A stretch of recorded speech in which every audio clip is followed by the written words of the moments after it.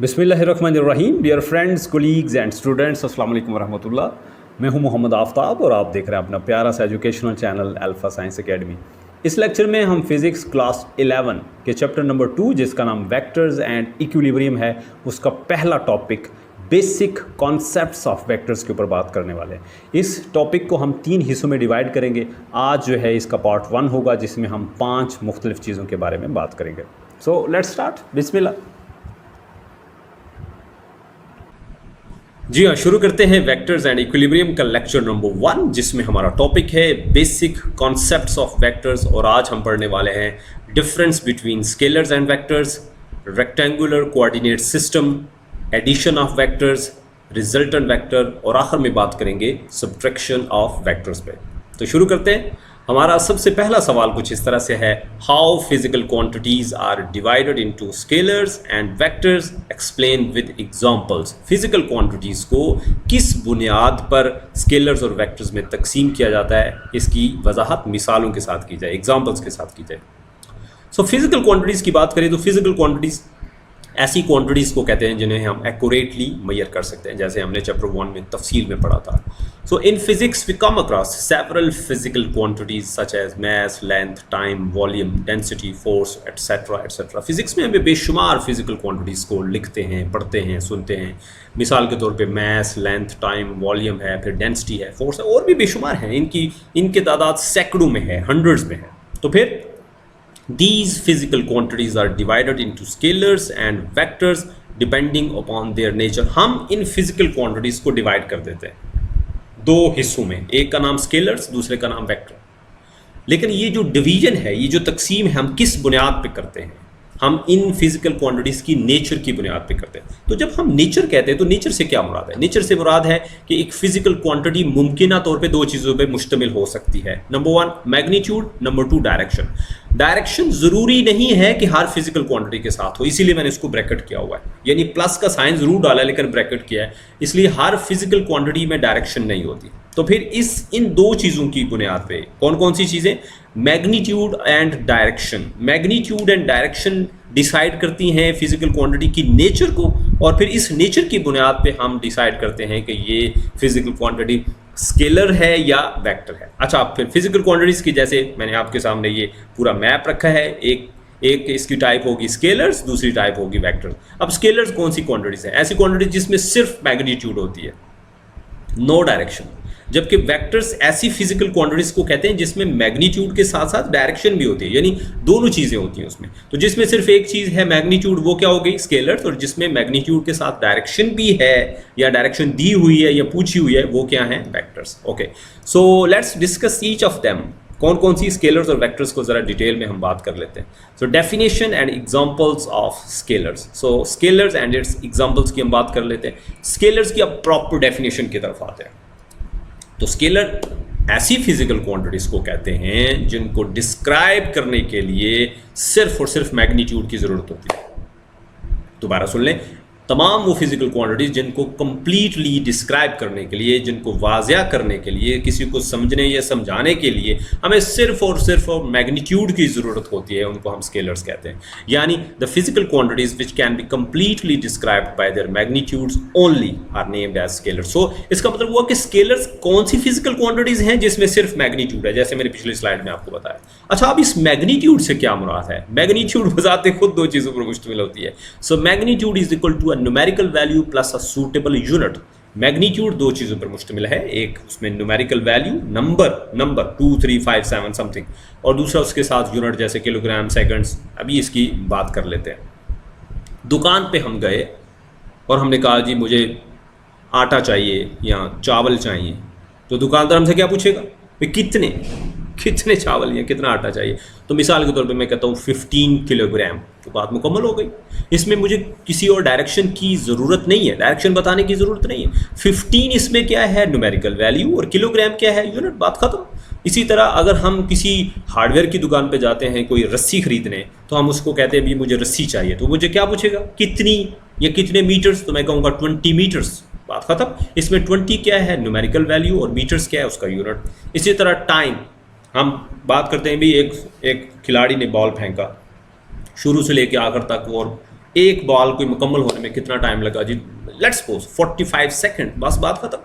45 इसमें numerical value है और सेकंड्स इसका एसआई यूनिट है। इसी तरह टेम्परेचर की बात करें तो टेम्परेचर के लिए अमूमी तौर पे हम 3 यूनिट इस्तेमाल करते हैं, एक फ़ारेनहाइट, दूसरा सेल्सियस और तीसरा केल्विन। फ़ारेनहाइट हम मेडिकल के शोबे में यानी डॉक्टर्स जितने भी होते हैं वो फ़ारेनहाइट में बात करते हैं। सेल्सियस आम रोज़मर्रा ज़िंदगी में हम सेल्सियस, जैसे हमारा बॉडी टेम्परेचर 37 डिग्री सेल्सियस होता है, रूम टेम्परेचर 24 या 25 डिग्री सेल्सियस होता है, इसी तरह बाहर का टेम्परेचर, अंदर का टेम्परेचर, ये सारी चीज़ें सेल्सियस में होती हैं।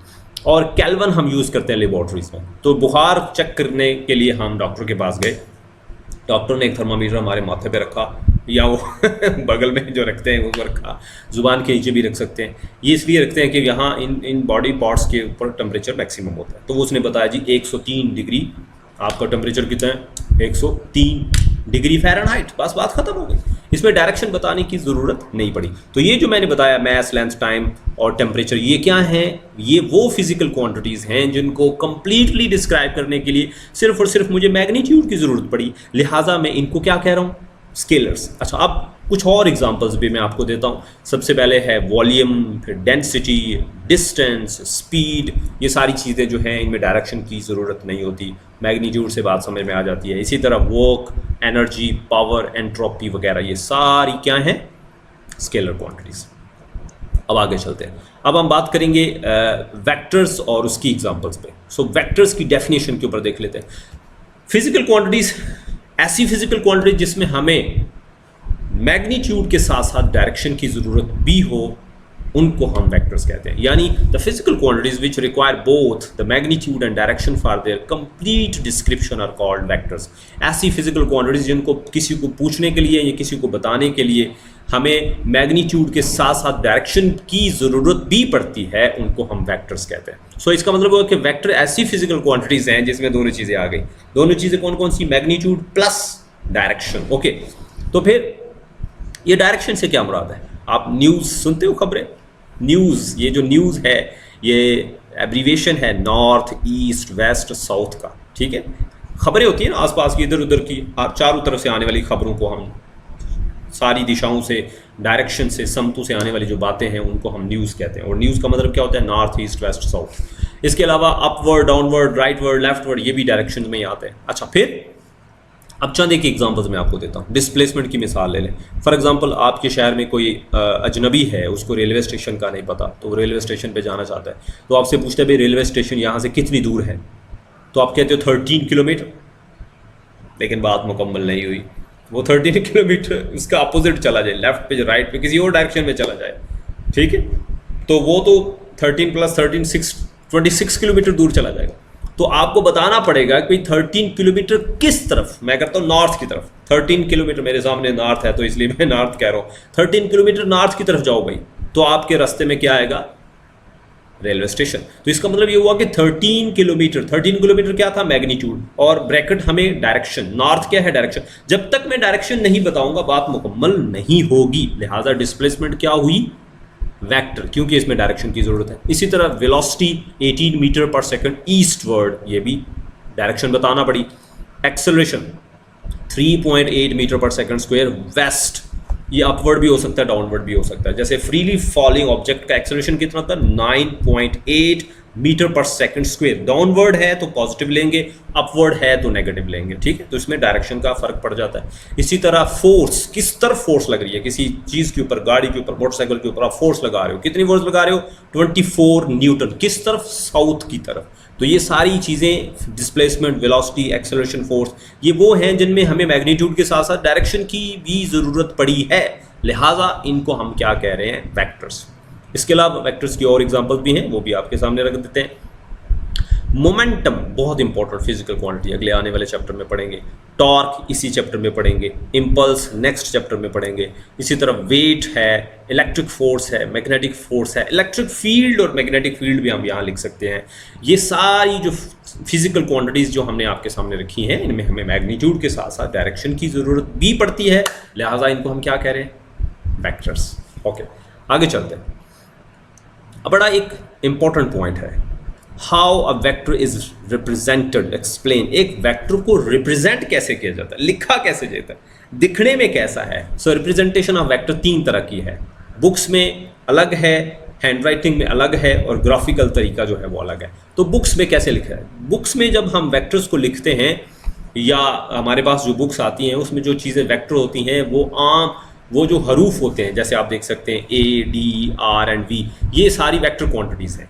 तो ये बोल्ड फेस लेटर्स के साथ रिप्रेजेंट किए हुआ। सो इसका मतलब ये हुआ कि vectors are usually denoted by bold face letters such as A, D, R and V। कब? बुक्स में। लेकिन जब हम हैंड राइटिंग की बात करते हैं तो जब फिजिकल क्वांटिटीज जो वेक्टर्स होती हैं, जब उनको हम लिख रहे होते हैं तो उसके सर पे हम ये एरो का साइन डालते हैं। So in handwriting vectors are written with an arrowhead such as A arrowhead, A vector, D vector, R vector and V vector।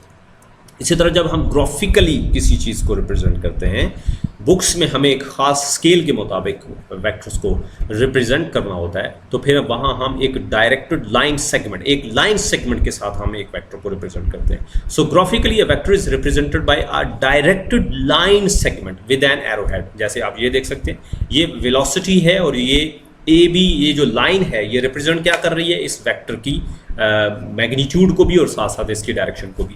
ये जो लाइन सेगमेंट होती है, इसकी जो लेंथ होती है एक पर्टिकुलर स्केल के मुताबिक, एक ख़ास पैमाने के हिसाब से, एक स्केल के हिसाब से वो जो वेक्टर होता है उसकी मैग्नीट्यूड के बारे में हमें बता रही होती है। So the length of the line segment according to a scale corresponds to the magnitude of the vector. यहाँ तक बात खत्म हो गई। अब आगे चलते हैं।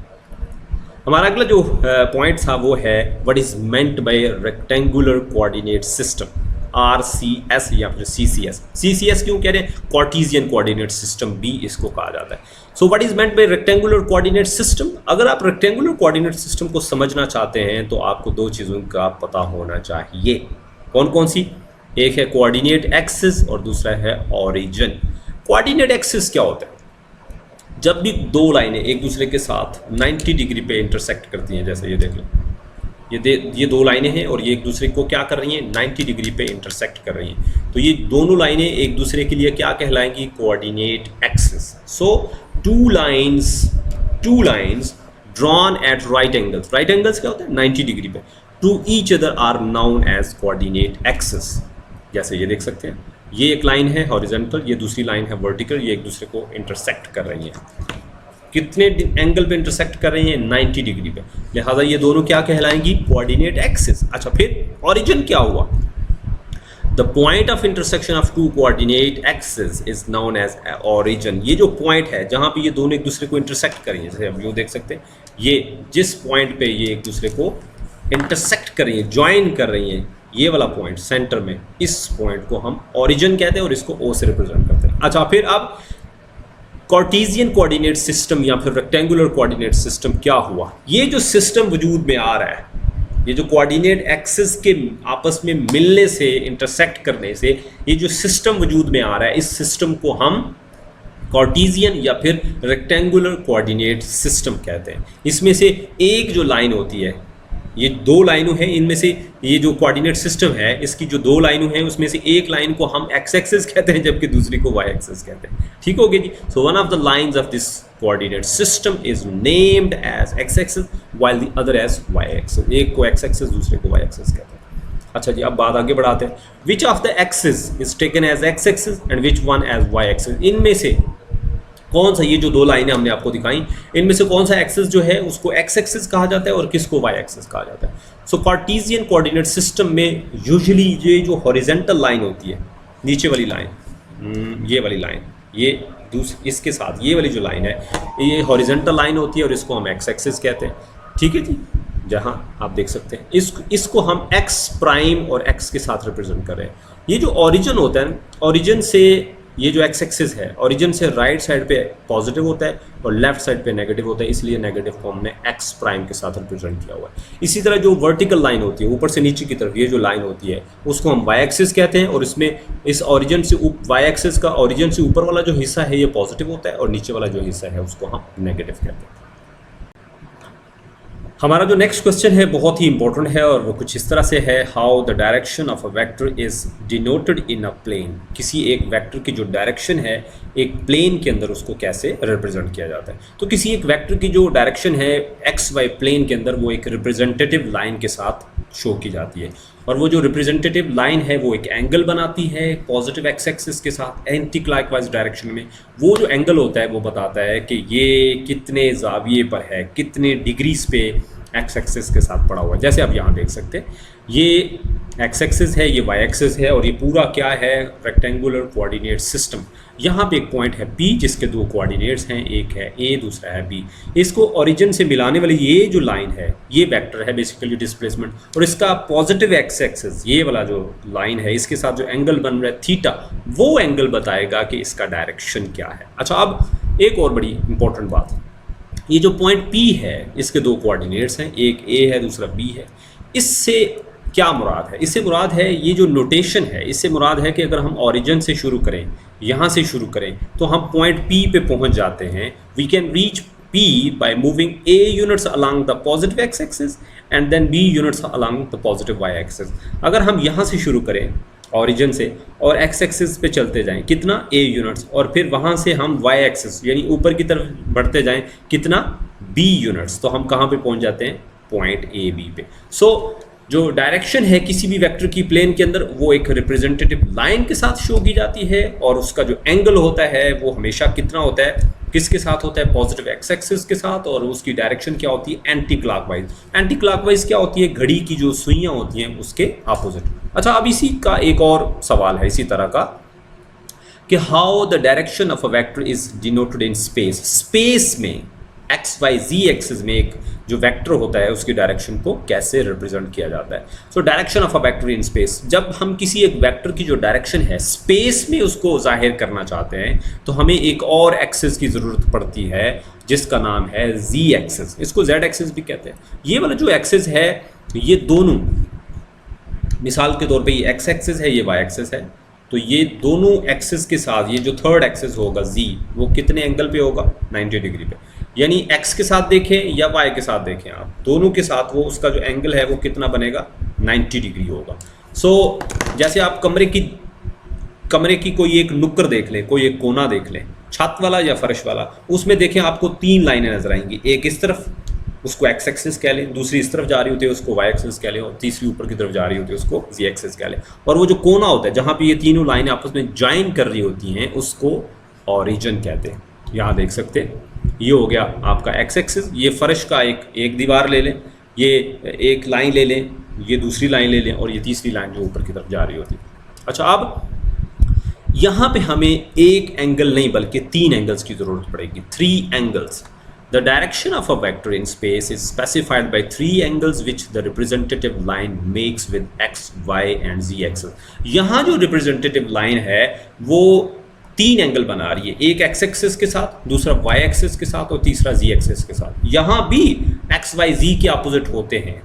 यहाँ हम पॉजिटिव x, पॉजिटिव y और पॉजिटिव z ही ले रहे हैं। तो जो x एक्सिस के साथ ये वाली जो रिप्रेजेंटेटिव लाइन है जिसके 3 कोऑर्डिनेट्स हैं a, b और c, वो जो एंगल बना रही है उसको हम अल्फा कह रहे हैं, ठीक है जी। इसी तरह y एक्सिस के साथ जो एंगल बनाया जा रहा है वो उसको हम बीटा कह रहे हैं, और z एक्सिस के साथ जो एंगल बन रहा है उसको हम गैमा कह रहे हैं। So the point P of a vector A in this case has 3 coordinates A, B and C, और इसका भी यही मतलब है कि आपको x एक्सिस पे कितना चलना है, A यूनिट्स, B एक्सिस पे कितना है, Y एक्सिस पे कितना चलना है, B यूनिट्स, और फिर Z एक्सिस पे कितना चलना है, C यूनिट्स। तो आप उस पॉइंट तक पहुंच जाएंगे। मिसाल के तौर पे कोई ऑफिस है और वो 3rd, 4th या 5th फ्लोर पे है, तो आप पहले फर्श पे चलते हो एक्स एक्सिस के अलॉन्ग, उसको हम A यूनिट्स कहेंगे, फिर आप Y एक्सिस के अलॉन्ग चलते हो उसको B यूनिट्स कहेंगे, और फिर आप सीढ़ियाँ चढ़ते हो ऊपर की तरफ जाते हो, ठीक है। अगर बिल्कुल स्ट्रेट आप जाते हो तो वो जो है वो डायरेक्शन क्या होगी, वो जो डिस्टेंस होगा उसको हम C यूनिट्स कहेंगे। तो आप कहाँ पहुँच जाएंगे, उस पॉइंट P पर। ओके, आगे चलते हैं। अब हमारा जो नेक्स्ट पॉइंट है वो बहुत ही इंपॉर्टेंट है, और वो ये है कि किस तरह, यानी हाउ टू और मोर वेक्टर्स आर एडेड, 2 या 2 से ज़्यादा वेक्टर्स को कैसे ऐड किया जाता है। सो एडिशन ऑफ वेक्टर्स की बात करें तो 2 या 2 से ज़्यादा वेक्टर्स को ऐड करना हो तो एक बड़ा ही शानदार रूल है जिसको हम क्या कहते हैं, हेड टू टेल रूल। यानी 2 or more vectors can be added by a rule called head to tail rule.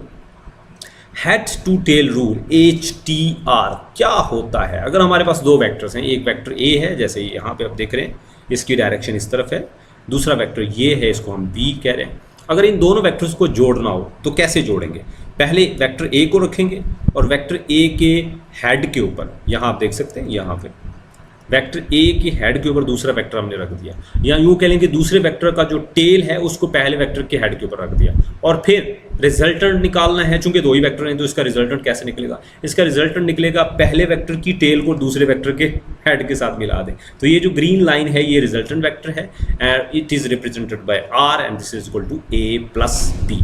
अच्छा, अब according to this rule for two vectors A and B, जैसे मैंने पहले बताया, the sum is obtained by drawing the representative lines in such a way that the tail of vector B coincides with the head of vector A। उनको ऐसे जोड़ा जाता है कि जो B वेक्टर होता है, यानी सेकंड वेक्टर जो होता है, उसकी जो टेल है वो फर्स्ट वेक्टर के हेड को ज्वाइन कर जाती है, और फिर इस तरह रिजल्टेंट निकालने के लिए जो टेल होती है फर्स्ट वेक्टर की, उसको हम सेकंड वेक्टर के या लास्ट वेक्टर के हेड के साथ जोड़ देते हैं। तो इस तरह वो जो लाइन होती है, ये वाली जो लाइन होती है, इस लाइन को हम वेक्टर सम कहते हैं A प्लस B, और इसकी जो लेंथ होती है वो मैग्नीट्यूड बताती है, और इसकी जो एंगल होता है वो डायरेक्शन बताता है। ठीक है जी, आगे चलते हैं। अब दो से ज़्यादा वेक्टर्स के साथ अगर हमें एडिशन करना हो, एडिशन ऑफ टू और मोर वेक्टर्स, दो से ज़्यादा वेक्टर्स की अगर हम बात करते हैं, तो ये वाला जो रूल है हेड टू टेल रूल, इसको हम एक्सटेंड कर सकते हैं, यानी इसको दो से ज़्यादा वेक्टर्स के लिए भी यूज़ किया जा सकता है।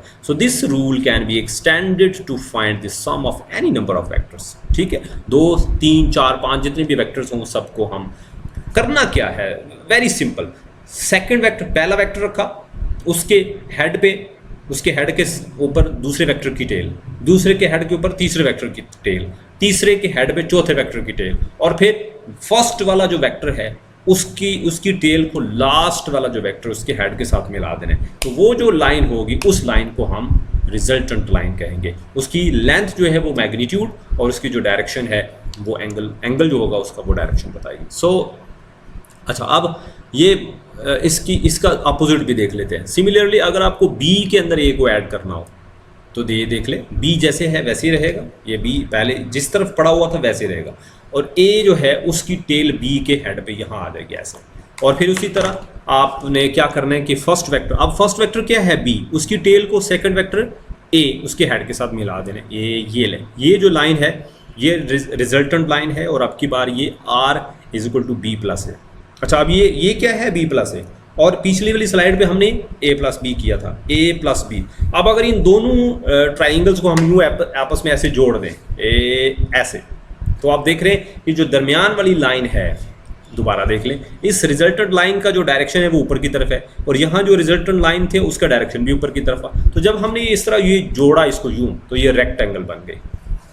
और रेक्टेंगल क्या होती है? जिसकी आमने सामने की साइड सेम हो, जैसे ये देख रहे हैं, ये A है तो इसके सामने भी A है, ये B है तो इसके सामने भी B है। तो इसका मतलब ये है कि ये जो दरमियान वाली लाइन है वो कॉमन है, और वो A प्लस B को भी शो कर रही है और B प्लस A को भी शो कर रही है। इसका बड़ा खूबसूरत मतलब है, और वो क्या है कि A plus B is equal to B plus A। जब हम ये कहते हैं कि A plus B B plus A के बराबर है, तो इसका मतलब है कि यहाँ commutative property with respect to addition hold कर रही है। तो फिर हम यहाँ इसको लॉक करने लगे। क्या बात करेंगे? Vector addition is commutative. जी हाँ, कम्यूटेटिव का मतलब होता है कि उसमें जो तरतीब है वो फर्क नहीं डालती, यानी पहले A रख लें उसमें B को प्लस करें, या फिर B पहले रखें और उसमें A को प्लस करें, दोनों दफ़ा आंसर सेम आएगा। आगे चलते हैं। हमारा जो नेक्स्ट पॉइंट है वो बहुत ही इंपॉर्टेंट है, और वो छोटा सा है कि what is the resultant vector. Explain resultant vector क्या होता है, इसको एक्सप्लेन किया जाए। रिजल्टेंट वेक्टर एक अकलौता वेक्टर होता है जी हाँ, एक सिंगल वेक्टर होता है that is equal to the sum of all the given vector. जितने भी गिवन वेक्टर्स हैं सबको प्लस करें तो क्या बनता है? Resultant vector. So a single vector which is equal to the sum of all the given vectors is known as resultant vector. जैसे आपने पिछली स्लाइड्स में देखा है कि इसको हम R के साथ रिप्रेजेंट करते हैं, R वेक्टर के साथ। द रिजल्टेंट ऑफ, मिसाल के तौर पे, the resultant of several similar vectors, for example force vectors ले लें, is a single vector which has the same effect as all the original vectors taken together. यानी अगर आपके पास फोर्स वेक्टर्स हैं, 2, 4, 5, 6 फोर्सेज हैं, उन सबको आप प्लस करते हो तो जो इफेक्ट आता है उतना ही इफेक्ट उसके रिजल्टेंट वेक्टर का होता है। अच्छा, अब चूंकि हम ये कह रहे हैं कि रिजल्टेंट वेक्टर एक वेक्टर क्वांटिटी है, तो इसका मतलब इसका डायरेक्शन होगा। तो इसका डायरेक्शन क्या होगा? पिछली स्लाइड से हमने देखा कि इसका डायरेक्शन हमेशा कहां से कहां होता है, फर्स्ट वेक्टर की टेल से लास्ट वेक्टर के हेड की तरफ। So its direction is from the tail of first vector towards the head of last vector. यहाँ आप देख सकते हैं जैसे ये फर्स्ट वेक्टर ए है, ये सेकंड वेक्टर बी है, दोनों को ऐड किया तो रिजल्टेंट वेक्टर आर आया। उसकी डायरेक्शन कहाँ से कहाँ है, फर्स्ट वेक्टर की टेल से लास्ट वेक्टर के हेड की तरफ। ओके, नेक्स्ट पॉइंट, और वो है how a vector is subtracted from another vector. किस तरह हम एक वेक्टर को दूसरे वेक्टर से माइनस कर सकते हैं, सब्ट्रैक्ट कर सकते हैं। तो ये बड़ा इंपॉर्टेंट पॉइंट है जिसको हम वेक्टर सब्ट्रैक्शन कहते हैं। जब वेक्टर्स की सब्ट्रैक्शन जो होती है वेक्टर की एडिशन की तरह एक ही रूल से की जाती है और उसका नाम है हेड टू टेल रूल। जी हाँ, vectors are subtracted with the same rule, that is head to tail rule. इस रूल के मुताबिक हमें करना क्या होता है, जिस वेक्टर को हमने माइनस करना होता है, सब्ट्रैक्ट करना होता है, पहले हम उसकी डायरेक्शन बदलते हैं। जब डायरेक्शन रिवर्स हो जाती है तो वो माइनस हो जाता है और फिर उसको प्लस कर लेते हैं पहले वाले वेक्टर में। यानी the subtraction of a vector is same as the addition of the same vector. Same vector की एडिशन की तरह ही है, बस इसमें फर्क क्या है, विद इट्स डायरेक्शन रिवर्स्ड, हम उसकी जो डायरेक्शन है उसको रिवर्स कर देते हैं। मान लीजिए कि हमें वेक्टर बी जो है उसको सब्ट्रैक्ट करना है फ्रॉम वेक्टर ए, तो फिर क्या करना है, हमें पहले वेक्टर बी की डायरेक्शन को रिवर्स करना है और फिर उसको वेक्टर ए में ऐड कर देना है। जैसे आप यहाँ देख सकते हैं, ये है वेक्टर ए और ये है वेक्टर बी। बी को हमने माइनस करना है किस में से, ए से, तो फिर बी का हम डायरेक्शन रिवर्स करेंगे। तो ये पहले ही ऊपर की तरफ है, तो जब इसका डायरेक्शन रिवर्स करेंगे तो ये नीचे की तरफ हो जाएगा, यहाँ पे देख सकते हैं। तो ए जैसा है वैसे ही रहा, बी का जब डायरेक्शन रिवर्स किया तो वो नीचे की तरफ हो गया, ये हम देख सकते हैं, ये ए टू बी। तो फिर आपने ऐड कर लिया, ए जहां था वहीं रहा, बी का जो टेल है वो ए के हेड पे आ गया और इसी तरह ए के टेल को बी के हेड से मिलाया, तो ये वाली जो लाइन है ये क्या है, रिजल्टेंट लाइन, और ये किसको शो कर रही है, ए माइनस बी को। इसी तरह अगर आपने बी माइनस ए करना हो तो बी एज इट इज रहेगा, ए का डायरेक्शन रिवर्स कर देंगे, तो ए इस तरफ है तो इसका जब डायरेक्शन रिवर्स करेंगे तो इसका ऑपोजिट हो जाएगा। तो फिर हमने ऐड कर देना है किसमें, बी के अंदर माइनस ए को। तो बी जैसा है वैसे ही पड़ा रहा, ये जैसे है, जैसे ये यहाँ आप देख रहे हैं वैसे ये यहाँ आ गया, और बी के हेड के ऊपर माइनस ए आ गया। ये पहले लेफ्ट से राइट वर्ड था, अब राइट से लेफ्ट वर्ड हो गया, तो ये माइनस ए आ गया। और फिर इसी तरह जो रिजल्टेंट है वो कैसे मिलेगा, फर्स्ट वेक्टर की टेल को लास्ट वेक्टर के हेड से मिला दें। अब एक चीज़ पे गौर करें, ए माइनस बी का जो रिजल्टेंट है वो डाउनवर्ड है, जबकि बी माइनस ए का जो रिजल्टेंट है वो अपवर्ड है। भले इनकी मैग्नीट्यूड सेम हो, ज़रूरी ये सेम हो, वैसे कह रहे हैं कि शायद सेम हो, लेकिन डायरेक्शन चूंकि अपोजिट है, एक डाउनवर्ड है दूसरा अपवर्ड है। एक का रिजल्टेंट यानी ए माइनस बी का रिजल्टेंट डाउनवर्ड है, जबकि बी माइनस ए का रिजल्टेंट अपवर्ड है।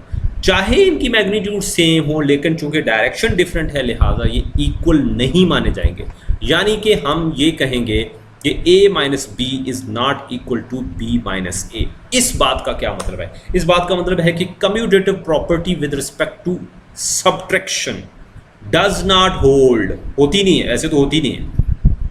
आप यूं मान लीजिए कि 10 माइनस 3 कितना होता है 7, और 3 माइनस 10 कितना होता है -7, तो एक दफ़ा +7 एक दफ़ा -7 आ गया, तो कम्यूटेटिव प्रॉपर्टी तो स्केलर्स में भी होल्ड नहीं करती, इसलिए वेक्टर्स में तो सवाल ही पैदा नहीं होता, क्योंकि इसमें मैग्नीट्यूड चाहे सेम ही हो, डायरेक्शन अपोजिट है, लिहाजा a minus B is not equal to b minus A. निश्चित आगे चलते हैं, समरी की बात करते हैं, बहुत ही इंपॉर्टेंट पॉइंट से। ये अभी इसके 2 लेक्चर और बनेंगे इसी तरह के, मैंने इसको 3 हिस्सों में डिवाइड किया है ताकि हम उसको आसानी से कवर अप कर सकें। समरी में सबसे पहली बात हमने ये सीखी है कि फिजिकल क्वांटिटीज़ को हम डिवाइड करते हैं 2 ग्रुप्स में, एक का नाम है स्केलर्स, दूसरे का नाम है वेक्टर, और ये जो डिवीजन है हम उसकी नेचर की बुनियाद पे करते हैं। नेचर की जब हम बात करते हैं तो फिर इससे मुराद है कि फिजिकल क्वांटिटी 2 चीज़ों पर मुश्तमिल हो सकती है, एक का नाम है मैग्नीट्यूड जबकि दूसरे का नाम है डायरेक्शन। ऐसी तमाम फिजिकल क्वांटिटीज़, मैग्नीट्यूड क्या होती है, numerical value plus suitable unit. ऐसी तमाम फिजिकल क्वांटिटीज जिनको कंप्लीटली डिस्क्राइब करने के लिए हमें सिर्फ और सिर्फ मैग्नीट्यूड की ज़रूरत होती है, उन्हें हम स्केलर्स कहते हैं। मिसाल के तौर पे मास, लेंथ, टाइम, टेम्परेचर वगैरह वगैरह। ऐसी तमाम फिजिकल क्वांटिटीज जिनको कंप्लीटली डिस्क्राइब करने के लिए हमें मैग्नीट्यूड के साथ साथ डायरेक्शन की ज़रूरत भी होती है, उनको हम वेक्टर्स कहते हैं। मिसाल के तौर पर डिस्प्लेसमेंट, वेलोसिटी, एक्सेलरेशन, ब्ला ब्ला। फिर दो लाइंस जब एक दूसरे को किसी 90 डिग्री पे, एग्जैक्टली 90 डिग्री पे जब इंटरसेक्ट करती हैं तो उनको हम कोऑर्डिनेट एक्सिस कहते हैं, और उनका जो पॉइंट ऑफ इंटरसेक्शन होता है उसको हम ओरिजिन कहते हैं। और इस तरह उन दोनों के वजूद में आने से, वो दोनों कोऑर्डिनेट्स एक्सिस के आपस में इंटरसेक्ट करने से जो सिस्टम वजूद में आता है उसको हम कार्टेशियन या फिर रेक्टेंगुलर कोऑर्डिनेट सिस्टम कहते हैं। इसी तरह दो या दो से ज़्यादा वेक्टर्स को ऐड करना हो या सब्ट्रैक्ट करना हो, हम एक रूल फॉलो करते हैं जिसका नाम है head to tail rule. Head to tail rule के मुताबिक हमें फर्स्ट वेक्टर जहां है उधर ही रखना है, उसके हेड पे दूसरा वेक्टर, दूसरे के हेड पे तीसरा वेक्टर, तीसरे के हेड पे चौथा वेक्टर, और फिर फर्स्ट वेक्टर की टेल को लास्ट वेक्टर के हेड के साथ जोड़ दिया जाता है। वो क्या बताता है? Resultant vector. अच्छा, हमने हेड टू टेल रूल से ये सीखा कि वेक्टर एडिशन जो है वो कम्यूट करती है, जबकि vector subtraction does not commute. Resultant vector एक ऐसा सिंगल वेक्टर होता है जो गिवन वेक्टर्स को, सारे गिवन वेक्टर्स को प्लस करें तो बनता है। That is the single vector which is equal to sum of all the given vectors. इसी तरह जो रिजल्टेंट वेक्टर होता है उसका जो डायरेक्शन है वो कहाँ से कहाँ होता है? फ्रॉम द फर्स्ट वेक्टर या from the tail of first vector towards the head of last vector. That's it. Thank you very much for watching. Don't forget to like and share, and अगर आपके पास कोई सवाल हो तो आप पूछ सकते हैं। इसी सिलसिले का जो हमारा नेक्स्ट लेक्चर होगा वो बेसिक कॉन्सेप्ट ऑफ वेक्टर्स के ऊपर ही होगा, लेकिन अब की बार हम बात करेंगे multiplication of a vector by scalar के ऊपर, फिर unit vectors, equal vectors, null vector और फिर position vector. Don't forget to give your feedbacks. अगर आपके पास कोई क्वेश्चन है या आप कोई सजेशन देना चाहते हैं, क्या अच्छा लगा, क्या बुरा लगा, हमें कमेंट बॉक्स में बताना मत भूलिएगा। अपना बहुत ख्याल रखिएगा, अपने घर वालों का बहुत ख्याल रखिएगा। मुलाकात होगी नेक्स्ट लेक्चर में इस टॉपिक के साथ। गुड बाय, अल्लाह हाफिज़।